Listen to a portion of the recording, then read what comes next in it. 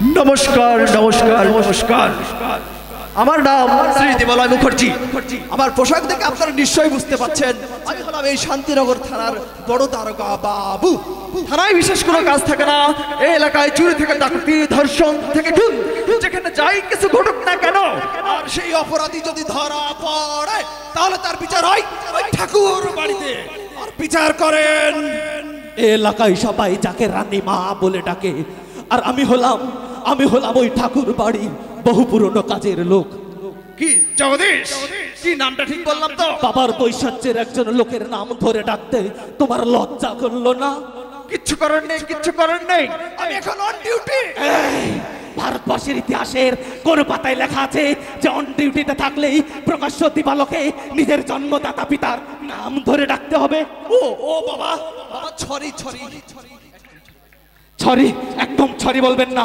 যে ডিউটি শিক্ষার বিচ্যুতি ঘটায়, যে ডিউটি চেতনার পেটে লাথি মারে, যে ডিউটি মানবিকতাকে ফাঁসির মঞ্চে ঝোলায়, সে ডিউটি অপি থাকুক আর অনি থাকুক, তাতেই জগদীশের কিচ্ছু আসে যায় না। ও বাবা, তুমি কি শুরু করলে বাবা? তা তুমি যাচ্ছিলে কোথায় বাবা? ঠাকুর বাড়ি। ঠাকুর বাড়ি? হ্যাঁ, ঠাকুর বাড়ি। যে বাড়ির অন্দর মহলে লুকিয়ে আছে এক জমাট বাঁধা যন্ত্রণা, যে বাড়ির প্রত্যেকটা ইটের কাছে কাছে জমে আছে এক গোপন রহস্য, যে বাড়ির উঠানটা ধোয়া হয় এক কলসি চোখের জল দিয়ে। খোকা, সাধারণ মানুষ এসব কিছু দেখতে পায় না। আমি সব দেখতে পাই।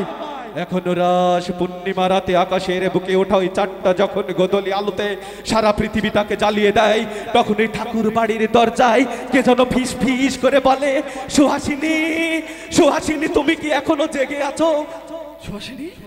সুহাসিনী কে বাবা? খোকা, ও কিছু না খোকা, ওই দেখ আমাদের ঠাকুর বাড়ির রানীমা। ঠিক আছে বাবা, তাহলে আমি এখন আসি বাবা। ঠিক আছে খোকা। জগদীশ, আমি তোকে জানিয়ে দিচ্ছি, তুই এই শান্তিনগরকে জানিয়ে দে, এই শান্তিনগরে প্রেম নিষিদ্ধ, ভালোবাসা অপরাধ। আমি আপনার আদেশ সবাইকে জানিয়ে দিচ্ছি। পিসিমা শোনো, শান্তিনগরবাসী শোনো, ওই ঠাকুর বাড়ির রানীমা তোমাদের আবার মনে করে দিয়েছে এই শান্তিনগরে প্রেম নিষিদ্ধ, ভালোবাসা অপরাধ। ভুলেও তোমরা কেউ কখনো প্রেম করো না।